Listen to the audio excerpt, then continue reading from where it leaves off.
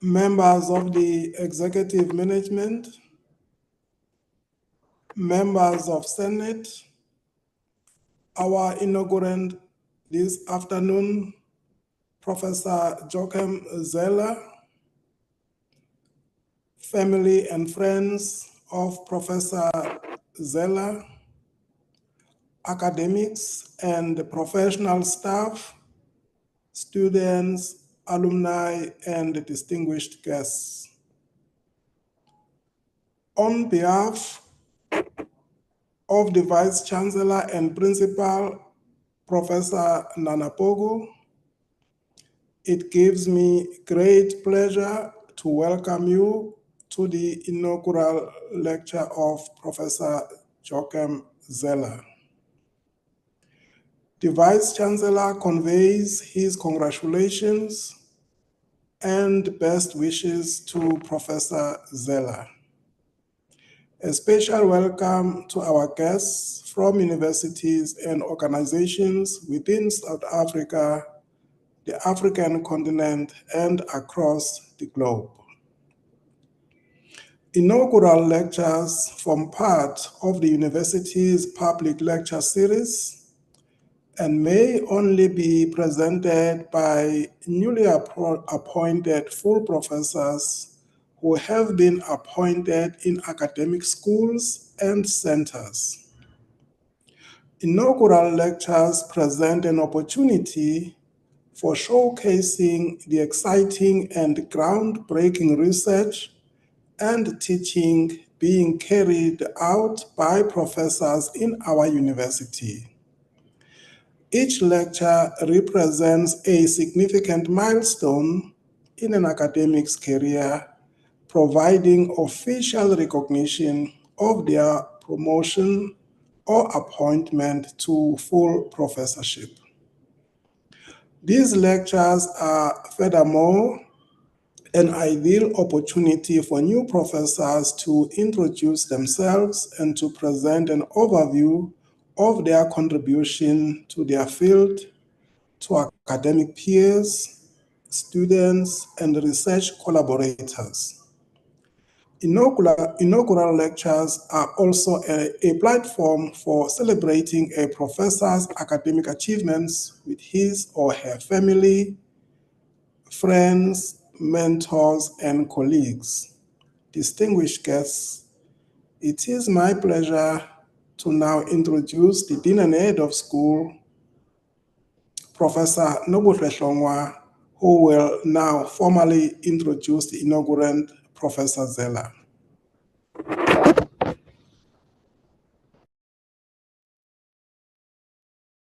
Thank you very much, Professor Mkhize. Jochen Zeller is a full professor in the discipline of linguistics in the College of Humanities at the University of KwaZulu-Natal in Durban. He received his PhD from Goethe University in Frankfurt, Germany in 1999, and he has lived and worked in South Africa since 2001. Professor Zeller's research is in theoretical linguistics with an emphasis on generative syntax, but he has also published on semantics and phonetics and on topics in applied linguistics and sociolinguistics. While his main research areas is in grammar of African languages such as isiZulu or Kinyarwanda, he is also interested in language and cognition more broadly, and he has used experimental methods in some of his research or recent research to explore online language processing in isiZulu speakers. Professor Zeller has published 2 books and more than 40 research articles in national and international journals or as book chapters. And since 2021, he has been a National Research Foundation NRF B2 rated scientist. I will now like to request Professor Jochen Zeller to deliver his inaugural address. Good luck, Prof. Thank you so much, Prof. Langwa. I'm going to share my screens.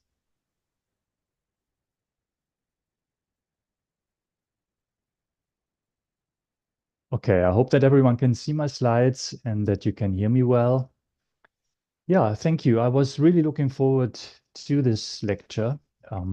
Linguists like me don't often get the chance to talk to non-linguists about their work for 45 minutes.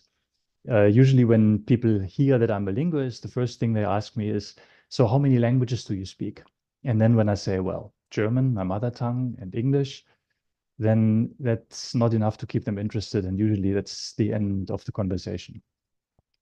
The problem is that with my kind of linguistics, it's not easy to explain what we do in just a few words.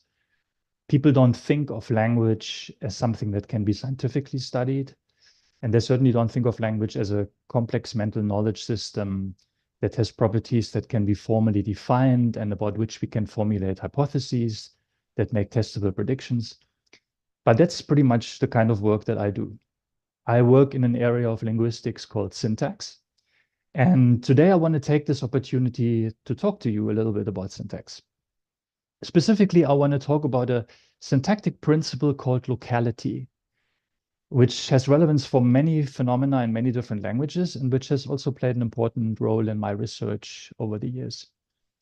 And I want to use this locality principle to explain how syntacticians reason and think about language, what kind of research methods we use, and how we develop theoretical ideas based on data from different languages. So here's the plan for today. I want to start by talking about properties of language, focusing specifically on properties that are syntactic in nature, like constituent structure, a property called displacement, and productivity, which is linked to the property of recursion. And this will set the scene for my discussion of locality. I will then explain what kind of data motivate the postulation of such a syntactic locality principle and what its content is. I will show that it makes certain predictions, and I will show how we can test them, specifically with a focus also on languages other than English. And in the end, I will then talk about 2 versions or 2 interpretations of locality that usually overlap, but I will show that sometimes they don't overlap, and that can then lead to very interesting consequences and will show us and explain us some findings from a recent experimental study we conducted. Okay, so this is the plan. Let's start talking about language a little bit. And the first thing you need to know is when linguists talk about language, what we mean is human language. Language, the way we understand it, is species specific, which means that every healthy human will have at least one language, and only humans have language. This is not to say that other non-human animals don't have interesting ways of communicating. We know that birds sing, and we know that bees dance, and dolphins whistle to communicate. Monkeys have a variety of calls and use also gestures and posture to communicate. Mice and rats and bats use ultrasonic vocalizations. And they use these signals to convey information about, say, food sources or predators, to attract mates, even to socialize. So there are sophisticated communication systems amongst animals. But nevertheless, human language is fundamentally different from these communication systems. And the main reason is that human language has properties that are not found anywhere else in the animal kingdom. And to just give you some very intuitive, simple examples, human language has something we call negation. We can talk about things that are not the case. Yeah, I didn't eat the cookies. We can use modality to talk about things that could be the case. I would eat more cookies if there were any left. We can use tense to talk about future and past events. As far as we know, animal communication doesn't have these properties. Human language also has a property we call pragmatics, which is about the use of language in context.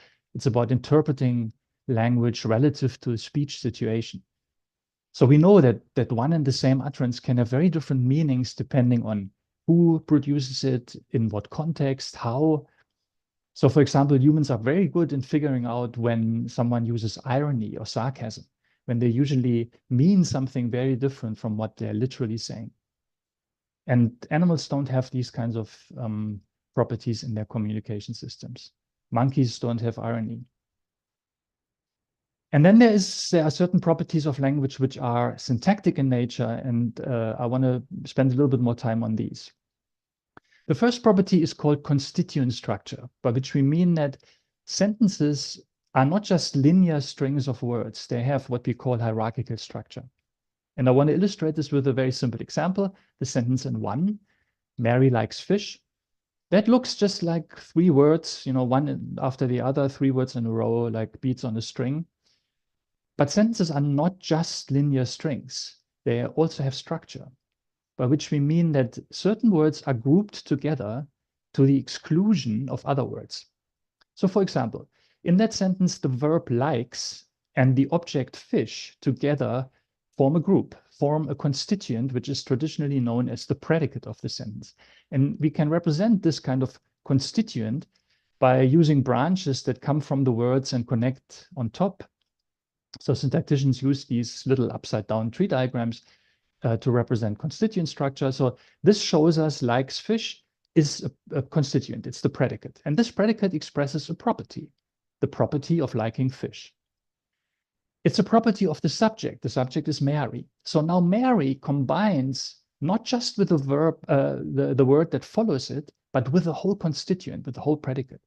And we can again use branches to show that. So one branch comes from the predicate, one comes from Mary, and we label the outcome S for sentence. And that's now a highly simplified but accurate representation of the constituent structure of a sentence like Mary likes fish. And even though this is very simple, it already shows us some important aspects of structure. So for instance, it shows us that there is a constituent, the predicate, which includes the object, fish, but excludes the subject, Mary. It also shows us that Mary is in a clear way somehow hierarchically higher than fish. So the subject is somehow more dominant. It's on a different plane than the object. Syntacticians talk about command relations here. So we would say that subjects command objects in the structure. And these kinds of relations, these hierarchical relations, can be formally defined and can be used in syntactic analysis. But it's important to keep in mind that these are not just tools for grammatical analysis. When speakers use sentences like 1 in production or in comprehension, they really form mental representations that have structure. So in that sense, constituent structure is psychologically real, and there's a lot of good evidence for that. And one last point about this little structure here, which I haven't really represented, the nodes of these trees, the points where the 2 branches connect, like here, they are usually labeled. And these labels come from small lists of fixed categories, nouns and verbs and prepositions. So syntacticians talk about noun phrases and verb phrases. And importantly, such categorized, hierarchically structured constituents do not occur in any communication code elsewhere in the animal kingdom, at least not as far as we know. Okay, so this is constituent structure as a uniquely human property of language. Another property is called displacement. And by displacement, syntacticians mean the observation that sometimes in a sentence, certain elements are not pronounced where we expect them to be. They're kind of in the wrong place. They're not where they should be. They have been displaced. And I want to illustrate this with a phenomenon to which I will then return when I talk about locality. And this phenomenon is called WH movement. WH movement is a process in languages like English where we fronting a question word and put it to in front in the beginning of the sentence. Let me show you again with an example. So Mary likes fish. If we don't know what Mary likes, then we replace the object fish with a question word, like what? Now, two is not really the way we would form a question, though, in English. What we would rather say is something like three. What does Mary like? And that's displacement, because now this object, what? It is an object like fish. It's just a question word. It's not in the typical object position, which is after the verb in English, as you see in one. It has been displaced. It has been moved to the front of the sentence. This is why it's called WH movement. And syntacticians use this movement metaphor to illustrate the idea that what really starts out in the object position that's indicated in 4 by this little dash here, and then moves, indicated by the arrow, to the front of the sentence. And note that it's called WH movement because in English, most question words happen to start with the consonants WH.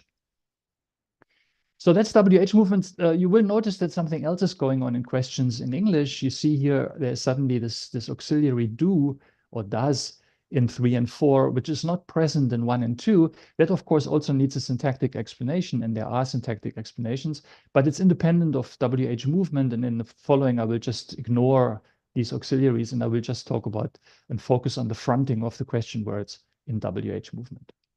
So this is movement, this is displacement. And again, we don't find this displacement property in animal communication. And by the way, we also don't find it in formal languages like computer code.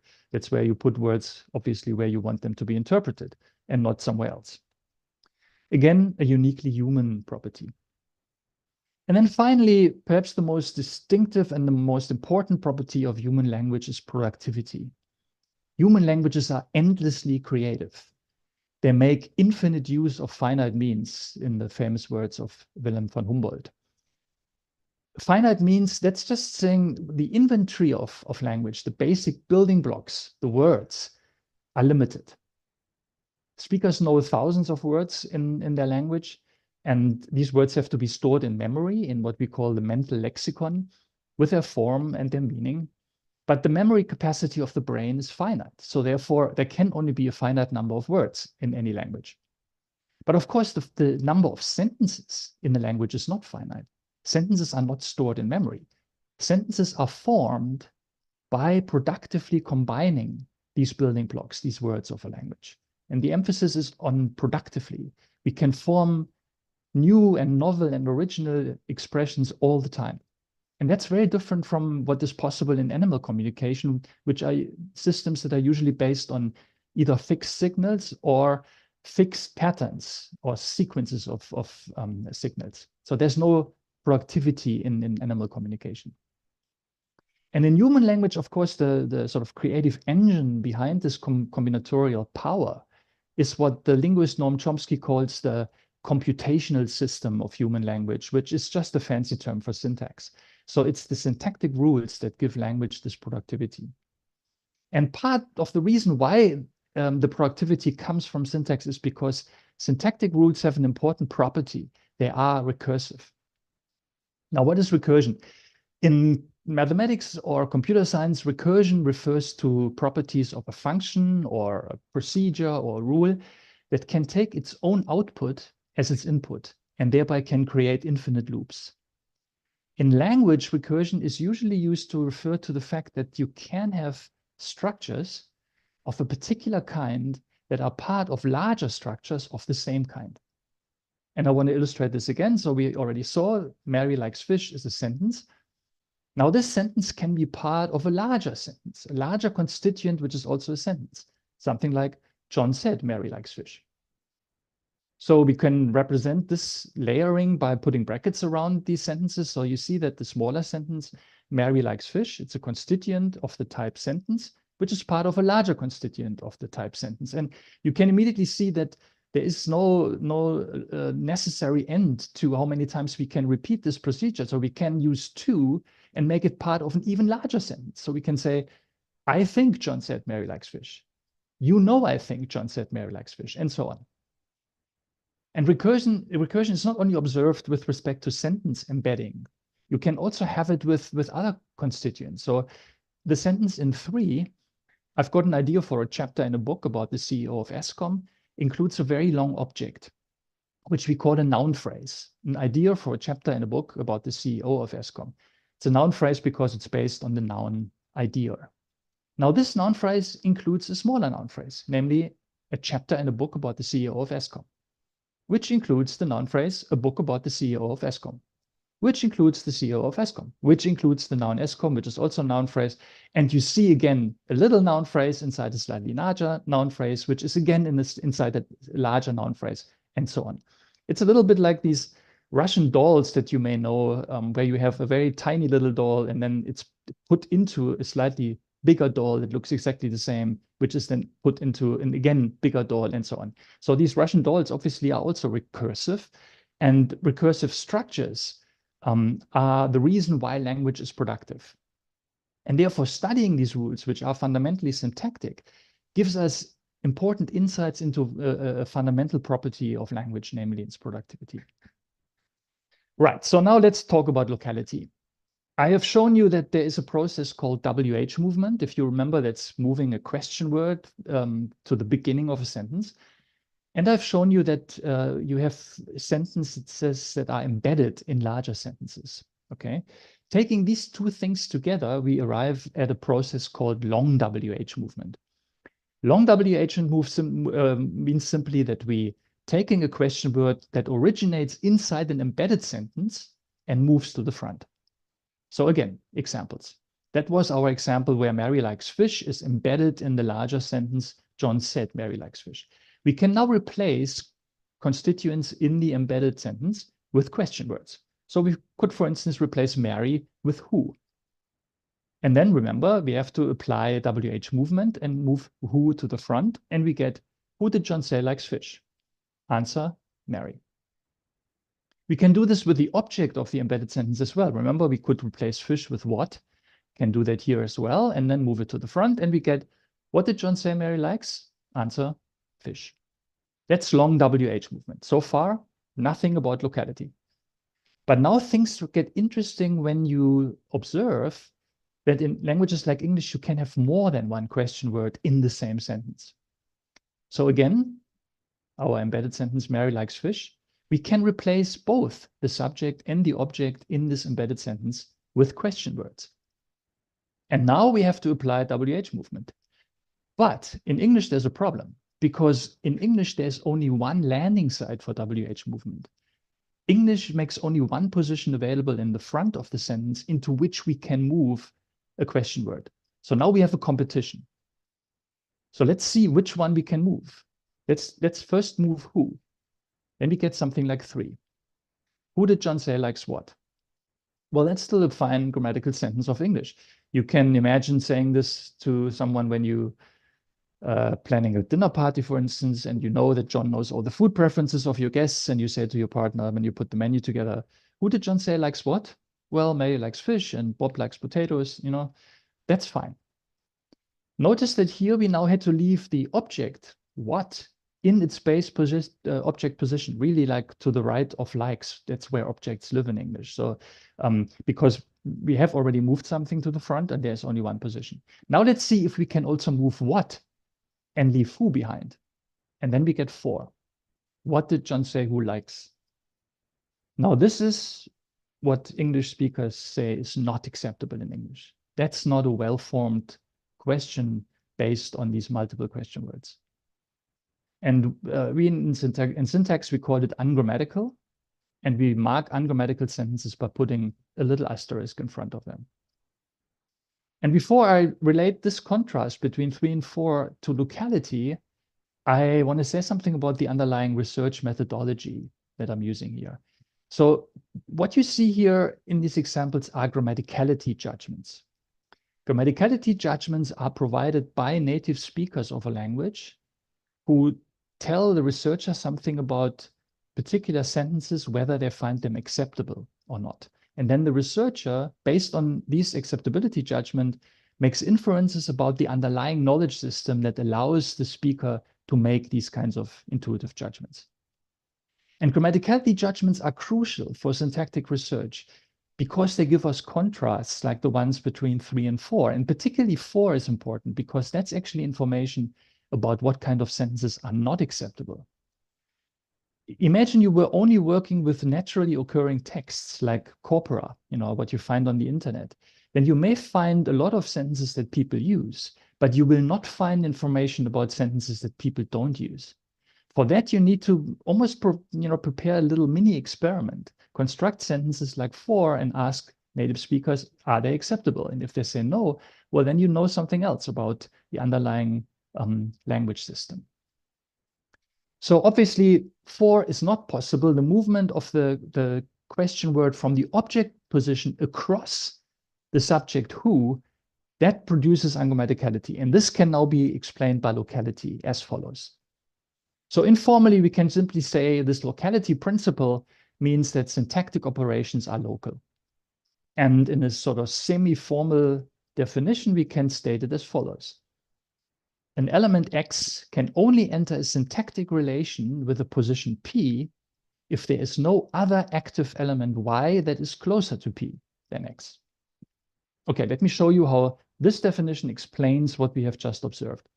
So this is now kind of the starting point of the sentence before WH movement takes place. So who and what are in the embedded sentence. And I put these brackets in front to signal this is the position into which WH movement can take place. This is the position P in the definition. If we want to check whether who can move, well, then who is our element X? Now we have to look, is there another active element Y? Well, for WH movement, any kind of question word is an active element. So what is another active element Y?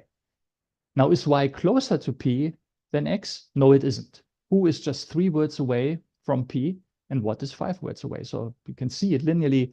Who is clearly closer. Therefore, it's not a problem to move who because what is not closer to P than X. And we can say, who did John say likes what? Now let's try whether we can move what. And then we make what X and who Y. And now you can immediately see why the locality definition rules out movement of what across who, because who now counts as another active element Y that is closer to P than X. That's a locality violation, and that's why 3 is ungrammatical.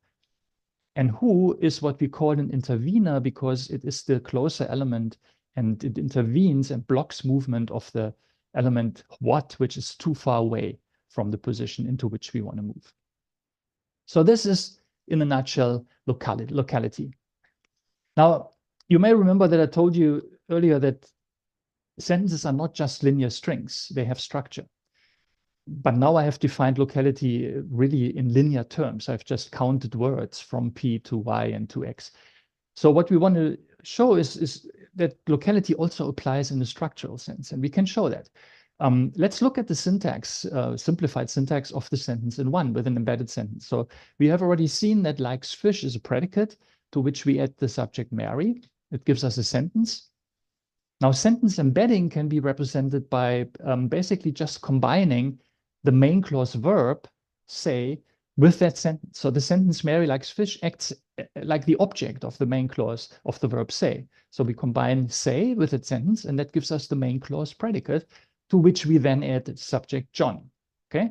And that's sentence embedding. If we want to have the representation of our example with the 2 question words, well, then we replace Mary with who and fish with what. And now we're creating a position which is on top of that sentence, which is the position into which movement of WH words takes place. So that's the position P. And now you can see that even structurally, who is closer to P than what? I told you earlier that subjects command objects, so you can use this command relation to explain why who is closer. You can also simply count branches. So if you want to get from P to who, you count 1, 2, 3, 4, 5 branches. But if you want to get from P to what, you have to count 1, 2, 3, 4, 5, 6 branches. and therefore what is further away from P than who, and in a structural sense as well, who is closer. So that's locality interpreted in a structural way, and it gives the same results typically as linear locality. And in the following examples, I will just talk about locality in linear terms because it's easier. But then in the end, I show you an example where the two notions actually do not really overlap. Okay. So far, locality only explains what we have just observed. So that's really not enough to give it the status of a genuine explanatory principle. If we wanted to have real value for our understanding of language, we wanted to also make predictions about other domains of grammar. Yeah, we want to observe that it also has effects, for instance, with in other movement operations. And I want to show you that it actually does have these effects by looking at another movement operation, which is called passivization. So you may remember maybe from school that in the passive, what happens is that the object of a transitive verb becomes the subject of a passive. And I'm sure I have to explain this because it's easier to see it in examples. So one, the thieves stole the money. The money is the object of the verb steal. And if we want to passivize that sentence, we get something like the money was stolen. And the idea is, so first of all, in the passive, as you can see, you change something to the morphology of the verb. In English, you need an auxiliary. And then the idea is that the subject position, which was previously occupied by the thieves, is now vacated. In fact, the thieves can completely disappear from the passive. The money was stolen is fine by itself. Or you put the thieves into what we call an adjunct. The money was stolen by the thieves. In any case, it's not the subject anymore. The subject position has become available again for movement, and that's what we call passivization. So the object, the money, has now moved to become the subject of this passive. Now, that's passivization. With a simple verb like steal, we don't learn much about locality here because for locality, we need competition between two elements. And in order to be an active element for passivization, you need to be an object. So what we actually need, we need a sentence with two objects. Unfortunately, in English, we have verbs that take two objects, like the verb give. So the thieves gave John the money. Here, give has two objects. The first, John, and then the second, the money. And now we can see immediately what kind of predictions are made by the locality principle, because John is clearly closer to the subject position than the money. So when we think of that sentence now as passivization, having applied, the verb has changed its morphology. Now we want to move one of the objects into the empty subject position. John is the closest one. Can we move John? Let's test this prediction. John was given the money. Perfect. Yeah, as predicted, moving the first object into the subject position is grammatical. Now let's try to move the money. Now here it's clear that locality predicts this should not be possible because John is a closer object and therefore should block this movement. And indeed it does. The money was given John is ungrammatical. English speakers reject that. Note it's not the money was given to John. Yeah, that's a different sentence and it's based on a different original structure. No, it's without the preposition based on one. The money was given John. Most people would reject this. Apparently, there are some varieties of English where this is not entirely impossible, but generally speakers, standard English reject 3 and clearly find a contrast between 2 and 3. And this contrast, again, is a contrast that is explained by locality. So that's great. Now, we have observed there's a principle called locality, which makes nice predictions about certain syntactic operations in one language. Can we do more? Can we maybe see whether this principle also holds in other languages? Because then we have really evidence that locality is perhaps a universal principle. Okay, so let's see if we can test locality also by looking at other languages. Let's look at a language on the African continent. Let's look at Kiswahili. Kiswahili, as you may know, is what we call a Bantu language. It belongs to the Bantu language family, which is the largest language family on the African continent, more than 500 languages. And Kiswahili is one of the largest families in this group in terms of speakers. all the indigenous officially recognized languages in South Africa also belong to this group. The term Bantu has negative connotations in South Africa because of its misuse during apartheid. And so in South Africa, people prefer sometimes to call this group the Sintu languages. And I sort of alternate between both uses sometimes. So, but the point to make here is that these Sintu languages, like Kiswahili, are not historically related at all to the Germanic languages like English or German. So there's no common ancestor language that we know of from which both the Bantu languages and these Germanic languages would have derived. And so therefore, if we discover that something like locality also holds in these Sintu languages, then we may really be onto something. Then we may really be about to discover some kind of universal property of language. So let's test locality for Kiswahili. Obviously, I only do this with one domain. Let's look at the passive, because Kiswahili also has a verb, give. So the sentence in one means Halima gave Fatuma a gift. Quick note about how I present these examples. That's by convention in linguistics. When we have examples from languages other than English, we put the first, in the first line, we put the example. And then in the second line, the so-called glosses, we give word-for-word translations of these words. You can pack more information into the glosses about grammatical properties of the words in the first line, and I'm going to show you examples of that in a minute. For now, I keep the glosses simple. And then in the third line, we have a non-literal translation. Okay. So here you see in Kiswahili as well, we have two objects, Fatuma and Sawadi, and the predictions of locality are clear. We should be able to passivize Fatuma, but not Sawadi. And what do we find when we test this? Fatuma can be passivized. Fatuma was given a gift by Halima. Fatuma alipewa Sawadi na Halima. And you see here the morphology in the passive changes as well. There's a particular suffix which is used in most Bantu languages, wa. And you've seen that the first object, Fatuma, has moved into the subject position. The interesting case now is, let's try to passivize Sawadi. And what do we get? We get ungrammaticality. So Kiswahili speakers do not accept something like 3, which would literally be a gift was given Fatuma, and that's also ungrammatical in Kiswahili. So that's very nice. So it seems that locality is not just isolated, not just, applying in one language, it applies in other languages as well. Okay, let's look at another one. Let's bring it home. Let's look at isiZulu. So in isiZulu, we also have a verb for give, ukunika, and the sentence in one, umama uzunika abantwana imali, means mother will give the children the money. Okay, again, the predictions are clear. Let's first passivize the first object. That should be grammatical. Abantwana, and we get Abantwana bazonikwa imali wumama. That's in fact grammatical. The children will be given the money by mother.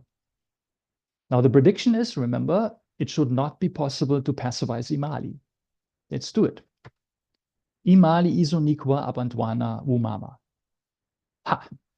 There's no asterisk. That sentence is actually grammatical. isiZulu mother tongue speakers will tell me that this is actually a possible passive in isiZulu, even though we have moved the second object, imali, across the first object, abantwana, in an apparent violation of the locality principle. Now that's a problem.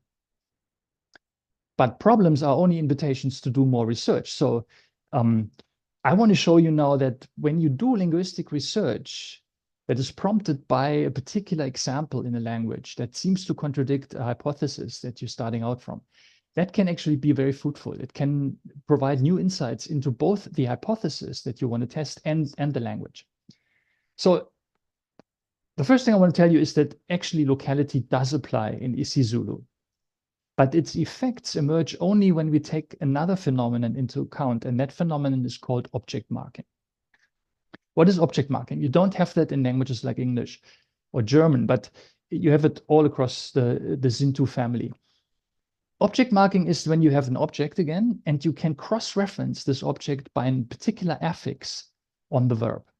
And I want to illustrate this phenomenon by going back to these passive examples that I just showed you from isiZulu. So remember, that was the sentence that was grammatical, where the first object, abantwana, has been put into the subject position. And you see here in the glosses, now I'm providing a little bit more information. So I'm providing information also by separating the words in the first line according to morpheme structure. And I give abbreviations in the glosses, and I have these numbers here. Now, if you know isiZulu, if you speak it, or if you've tried to learn it, you will know that nouns in isiZulu belong to noun classes. And these noun classes are traditionally numbered. The numbers don't mean anything, but they just show that certain nouns share certain grammatical properties. Now, abantwana is a class 2 noun in subject position, and subjects in isiZulu need to agree with the verb, which means that the verb needs to have a subject marker, SM, which comes from the same noun class as the noun. So abantwana class 2 requires a subject marker of class 2. The subject and the verb agree in noun class. But now remember, there is the second object that we haven't passivized, imali, which is a class 9 noun. And that now can be object marked. And this is how it would look with object marking. Abantwana bazoyenikwa imali bumama. And at least the majority of isiZulu Zulu speakers would accept this. We have an object marker, which is class 9, and agrees, therefore, in properties in noun class with that object. When I say that the majority of speakers accept it, that's because I know at least one person I've worked with who doesn't like object marking in passives at all. So that has to also be accounted for. But the majority of speakers finds sentences like this grammatical, where the first object has been passivized, is now the subject, and the second object has been object marked. Now let's look at the other sentence. That was the sentence that was a problem for locality, because we have seemingly violated locality by moving imali across abantwana. But now remember that abantwana is the object that has remained in object position. So we can now object mark abantwana. Can't we? Actually, it turns out we can't. Imali izobanikwa abantwana bumama. That's considered to be ungrammatical. Even by those speakers of isiZulu who accept 1, they reject 2. And that means that locality is back, because 2 is exactly the kind of contrast that we were looking for, where moving imali across abantwana in the passive is not possible, but moving abantwana is. That's a locality violation. And in my own work, I have explained the purpose of object marking in terms of the activity condition in the locality definition. Basically, I suggest that object marking activates an object in a language like isiZulu, and only when it's activated for a process like the passive can it be visible to locality, and only then do we get a locality violation, like what you see in 2. When you don't object mark that other object, then it's simply not visible for locality, and there will be no locality violation, even if you move the second object across the first. Okay, the technical details I'm going to spare you. The main point that I want to make is that, you know, if my proposal is on the right track, then we have now learned 2 things. We have learned something more about our locality principle, the conditions that activate elements in different languages. Like obviously in English, where we don't have object marking, objects are activated by something else. English is a language which has what we call case, and case activates objects. So you can link activity to different properties of the language that are independently observed. And we learn something about the languages themselves. So we have learned something about the interaction of object marking and the passive in isiZulu. And that's what I find so fascinating about doing this sort of theoretically informed descriptive work on languages like isiZulu and many other Xintu languages. Okay, now for the last part of the talk, I want to stay a little bit with agreement, because agreement obviously is also a relation between a noun and the position, like position of the verb, and therefore subject to locality. So the first thing to note is that it's really noun class agreement in Zulu is really obligatory. So here's another example. Mfundo uzotenga imoto. Mfundo will buy a car. Mfundo is a class 1 noun or 1a, and it needs a subject marker on the verb of class 1. If you change the subject, for instance, you use indota, which means man, which is of class 9, then you have to change the subject marker. You have to say indota izotenga imoto. It's absolutely impossible to mix these 2. So speakers will never accept something like umfundo izotenga imoto. Even though mfundo is clearly a man, you can't use the agreement marker that you use with man. You have to really follow the noun class of the subject. And speakers have very strong responses to these violations and pick them up immediately. In fact, the responses are so strong that you can even measure them in their brains. I promised that I would also talk a little bit about different research methods. And here I want to talk about a research project that I conducted with 2 colleagues, where we used a technique called electroencephalography, EEG, which you can use to measure the electrical activity of neurons in the brains of isiZulu speakers as they were reading isiZulu text. So when you do EEG research, your participants are wearing these hair nets with electrodes, and these electrodes are connected to the brain and can measure the brain activity that is triggered by a particular task. So we gave our participants isiZulu text word for word, showed it on the computer screen, and then we could correlate the brain activity to what they were reading. But unbeknownst to them, we introduced a few examples with agreement violations, like 3. And so we could compare the brain activity that was correlated with the reading a word in the grammatical context with brain activity that is produced by a word in an ungrammatical context.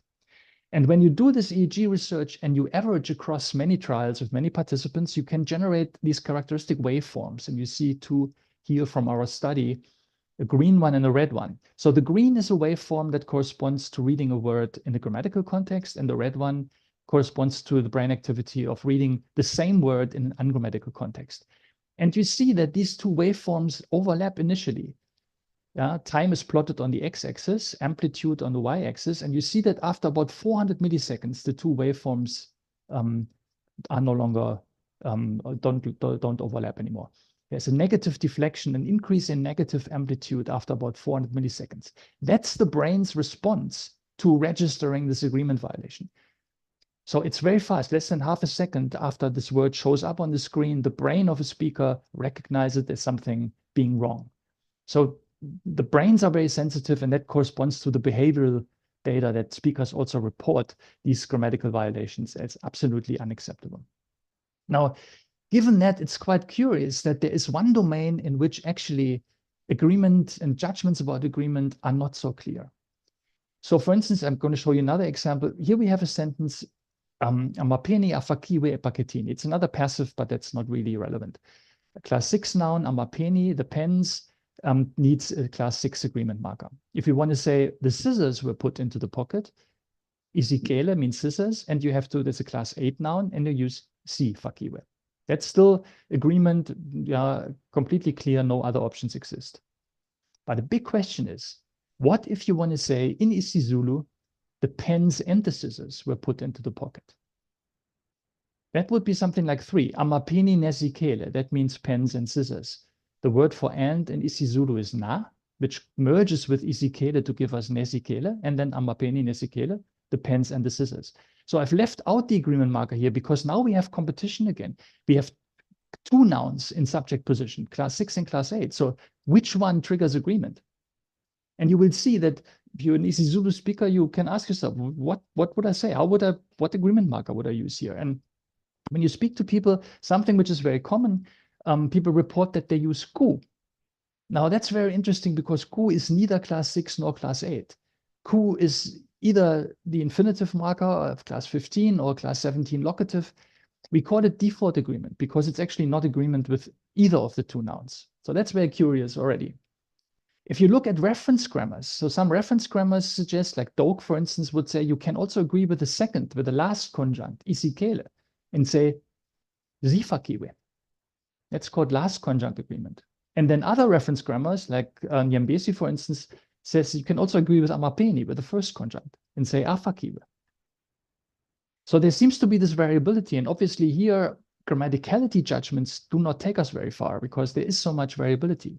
So rather what you want to do is you want to first verify if these 3 strategies are really attested in spoken isiZulu, and then you want to quantify the variation.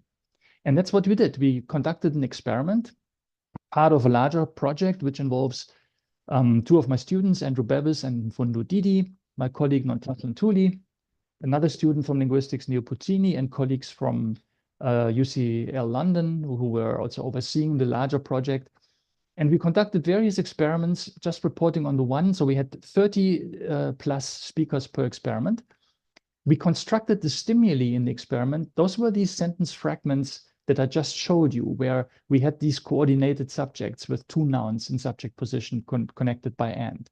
And they came from different noun class combinations, usually not the same ones. And we had fillers.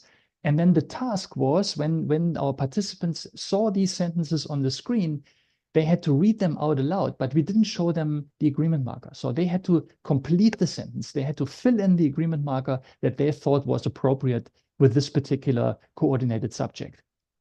And then we recorded these responses, transcribed them, and quantified them. And here are the results. So Ku is indeed the most common answer in this experiment. 38.5% of the responses used Ku. But a close second is last conjunct agreement with the second conjunct, 36.4%. And also slightly less, but also absolutely significant, almost a quarter of the responses, first conjunct agreement. So indeed, all three strategies are tested.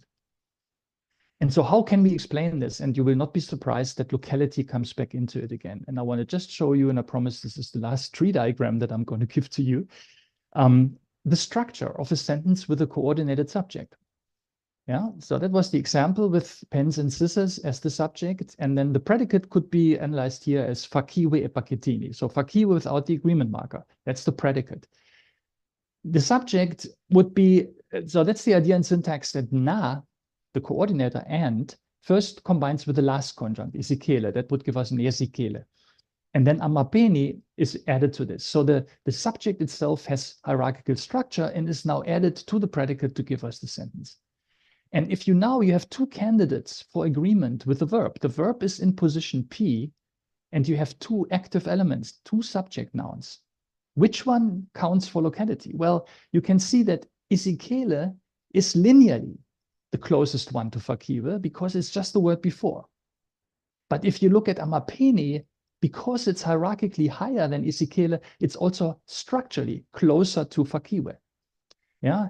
Counting branches from fakiwe to amapeni, you only need 4 steps, but to get to isikele, you would need 5. So in a structural sense, amapeni is closer to the verb than isikele. And so what seems to be happening is that in the brains of an isiZulu speaker, both variants of locality are active. Usually they overlap, and then there's no hesitation, and judgments are clear. But here they don't overlap. And so that leads to a conflict, and that conflict can sometimes be resolved by picking agreement with the first conjunct and sometimes with the second, or it cannot be resolved at all, and that explains default agreement.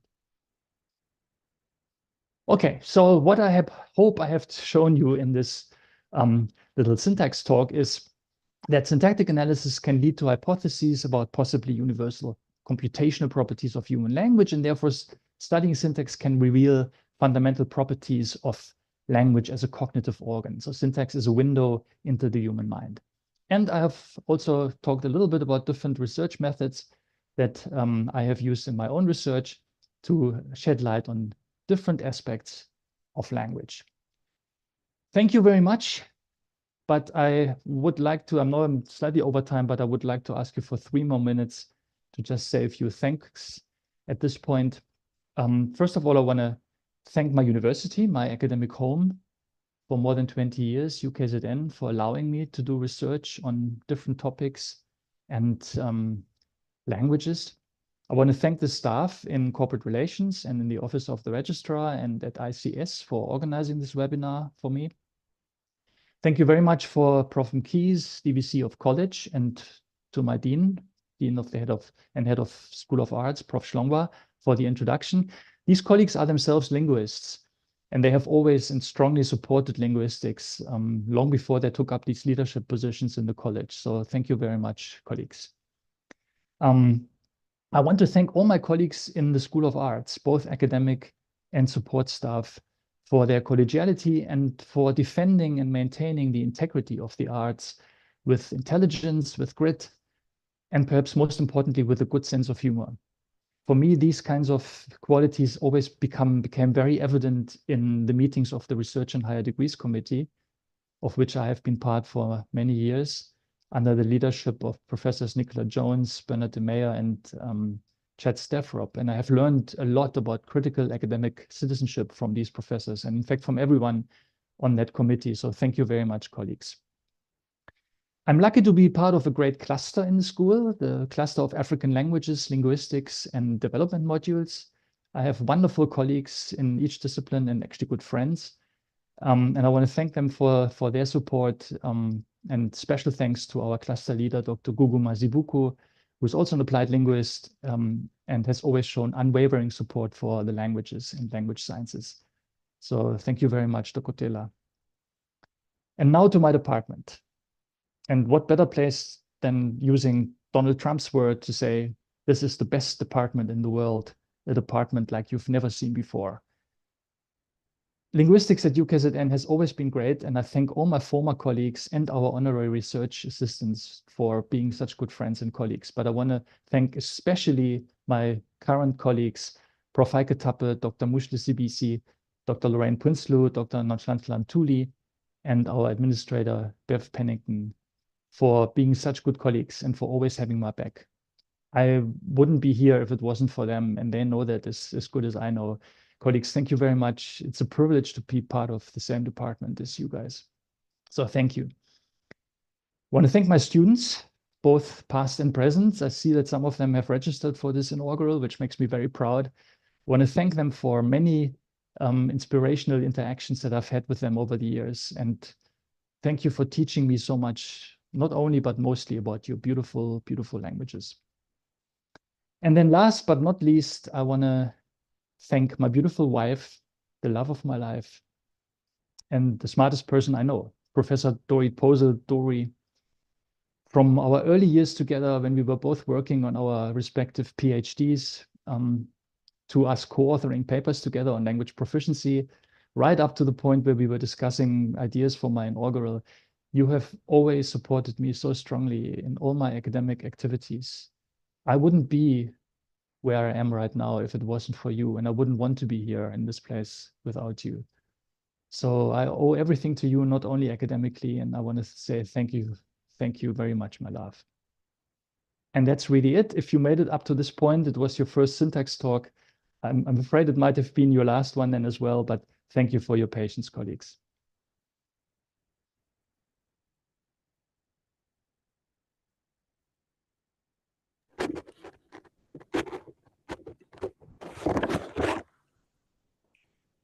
Well, Professor Zeller has made my final remarks very easy for sharing with us some of the people who contributed to his development.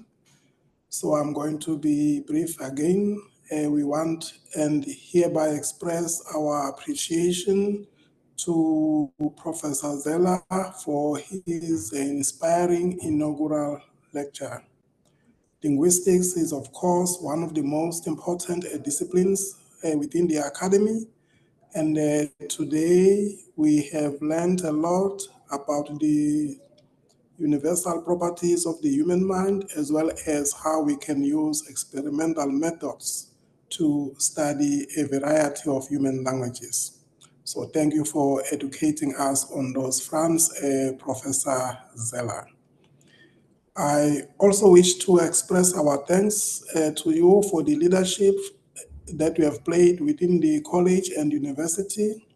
You have alluded to your role within the school's higher degrees committee, and the training of postgraduate students is very important, and also thank you for your contributions in that space. Our sincerest thanks also go to the Dean and Head of the school, Professor Nobuhle Hlongwa, and the School of Arts in general, who have provided a stimulating intellectual environment for our inaugurant. And of course, we want to thank your family as well, because I'm sure that for every intellectual giant, you must be standing on the shoulders of even larger giants, as we have alluded to.